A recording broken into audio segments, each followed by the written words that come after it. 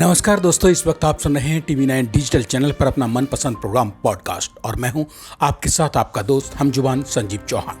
आज के पॉडकास्ट में बेबाक बात होगी बम बंदूक बंकर बनाम बुर्के वाली बमबाज की। जी हाँ, जब दुनिया की नज़रों में 35 दिन से रूस और यूक्रेन की खूनी जंग करक और खटक रही हो, तो ऐसे में हिंदुस्तान के सबसे संवेदनशील मगर लाडली कश्मीर घाटी में पैरामिलिट्री के बंकर पर हुई बमबाजी ने दुनिया का ध्यान बैठे बिठाए ही बुर्के की ओर मोड़ दिया। सीसीटीवी फुटेज से पता चला कि बंकर पर बमबारी करने वाला या बाली बुर्के में था या थी का इस्तेमाल मैं इसलिए कर रहा हूं कि जब तक केंद्रीय रिजर्व पुलिस बल मतलब सीआरपीएफ के इस बंकर पर बुधवार को हुए पेट्रोल हमले का खुलासा नहीं हो जाता, तब तक यह कहना बेहद मुश्किल ही नहीं वरन नामुमकिन है कि बुर्के में छिपा बमबाज बदन महिला का था या फिर पुरुष का, क्योंकि इस तरह की नापाक हरकत करने के दौरान खुद की पहचान छिपाने के मकसद से कोई भी बुर्के का बीजा इस्तेमाल कर सकता है।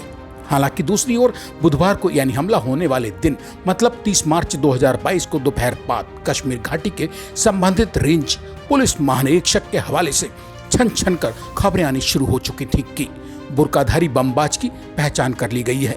इसके बाद भी मगर कश्मीर पुलिस ने इस रहस्य को बेपर्दा नहीं किया कि बुर्के के अंदर मौजूद हमलावर महिला थी या फिर पुरुष।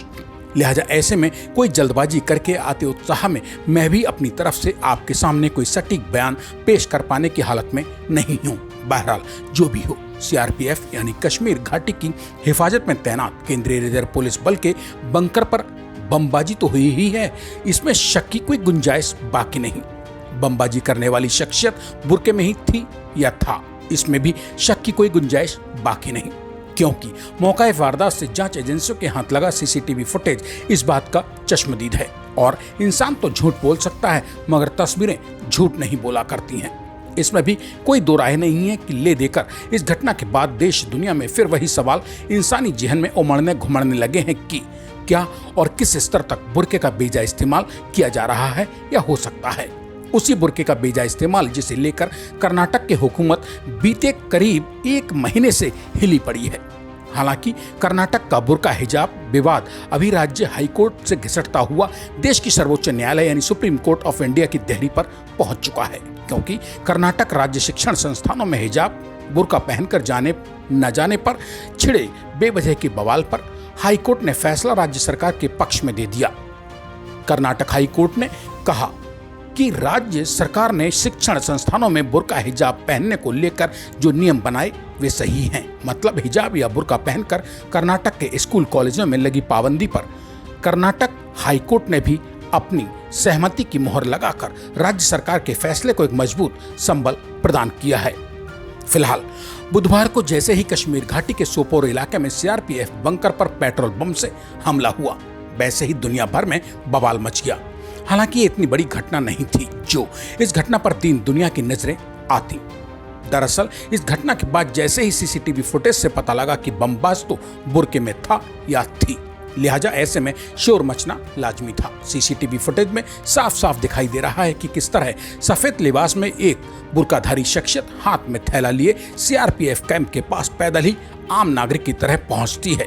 इस संदिग्ध के पीछे चल रहा एक आम युवक चंद कदम आगे निकल जाने पर पीछे मुड़कर उसे देखता भी है। इसी बीच हाथ में मौजूद सफेद थैले में से कोई चीज निकालकर बुर्काधारी द्वारा सीआरपीएफ के बंकर की ओर फेंकी जाती है। बंकर की ओर पेट्रोल बम फेंकने के साथ ही बुर्काधारी शख्सियत पैदल ही बेतहाशा आगे की ओर भागने लगती है। दूसरी ओर पेट्रोल बम बंकर के ऊपर गिरते ही वहां आग लग जाती है। लिहाजा बुर्के में बमबाजी करके भाग रहे संदिग्ध को दबोचने के बजाय बंकर में मौजूद सीआरपीएफ के जवान पेट्रोल बम से लगी आग को बुझाने में मशरूफ हो जाते हैं। तब तक हमलावर बुर्काधारी बमबाज शख्सियत मौके से 9-2-11 होने में कामयाब हो जाती है। 100% का एक सवाल फिर वही कि आखिर बुर्के के अंदर था कौन, पुरुष या महिला। इस तथ्य की जांच पॉडकास्ट की इस कड़ी को अंतिम रूप दिए जाने तक जारी थी। ऐसा नहीं है कि बुर्का या नकाब पहनकर दुनिया में बमबाजी की ये पहली घटना रही हो। ऐसा नहीं कि बुर्का या नकाब पहनकर दुनिया में बमबाजी की ये पहली घटना रही हो। इससे पहले भी ऐसी घटनाएं सामने अक्सर आती रही हैं। बात अगर हिंदुस्तान की ही की जाए तो देश की राजधानी दिल्ली पुलिस ने नवंबर 2020 में चौहान बांगर इलाके में घटी एक घटना में सीसीटीवी फुटेज की मदद से एक ऐसी खतरनाक बुर्काधारी महिला को गिरफ्तार किया जिसने इलाके की एक बंद दुकान पर पिस्टल से 4 गोलियां तो दागी ही साथ गोलियां दागते वक्त वो भद्दी भद्दी गालियां भी दे रही थी। घटना के वक्त महिला मय बुर्का अपने पूरे पारंपरिक लिबास में थी। बाद में जब पुलिस ने महिला को गिरफ्तार किया तो पता चला कि बंद दुकान के ऊपर दनादन गोलियां दागने वाली आरोपी बुर्काधारी एक कुख्यात बदमाश की बहन थी। नवंबर 2021 में यानी बीते साल राजस्थान की राजधानी जयपुर में तो एक बुर्काधारी महिला ने केक के डिब्बे में बेखौफ होकर बाकायदा बम ही बंद करके भेज दिया था। केक के डिब्बे में बम भेजने वाली महिला बुर्के में थी। इसकी पुष्टि उस ऑटो रिक्शा वाले ने की थी जिसने महिला को अपनी आंखों से देखा था। किसी धर्म में बुर्के जैसे सम्मानित पारंपरिक लिबास के बेजा इस्तेमाल का नमूना बुधवार यानी 30 मार्च सन 2022 को पहली बार भारत की लड़ैती और हर दिल अजीज कश्मीर घाटी के सोपोर में पेट्रोल बम के हमले में पहली बार देखने को मिला हो, ऐसा नहीं है। इतिहास के पीले फटे पुराने पढ़ चुके पन्नों पर कुछ दहशतगर्दों द्वारा बुर्के के बेजा इस्तेमाल के तमाम किस्से अब से पहले भी लिखे जा चुके हैं। मसलन जिक्र अगर 1892 यानी अब से करीब 130 साल पहले का किया जाए तो पता चलता है कि ओटोमन साम्राज्य में एक व्यक्ति ने बुर्के का सहारा लेकर डकैती डालने तक की कोशिश की थी। हालांकि तब के सुल्तान अब्दुल हमीद द्वितीय ने उस घटना के बाद बुर्के पर प्रतिबंध लगा दिया था। बुर्के के बेजा इस्तेमाल की बात अगर सन 1935 यानी अब से करीब 85 साल पहले की जाए तो बुर्के का सहारा लेकर 1937 में अमीन अल हुसैनी नाम का कुख्यात अपराधी फिलिस्तीन से बुर्का पहनकर ही भागने में सफल हो सका था। बाद में वो लेबनान जाकर नाजी समर्थित गतिविधियों में भी शामिल हुआ। उसके बाद सन 1948 की घटना में इराकी सेना ने बुर्का पहनकर ही फिलिस्तीन में घुसपैठ को अंजाम दिया था। तो दोस्तों, बुर्के से बेइंतहाई पाक दामन पारंपरिक लिबास पर आज चंद स्वार्थी लोगों द्वारा लगवाए जा रहे बेजा इस्तेमाल के दागों की पॉडकास्ट में पेश ये कहानी आपको कैसी लगी?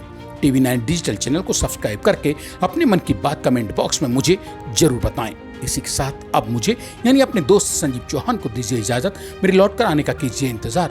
तब तक के लिए नमस्कार।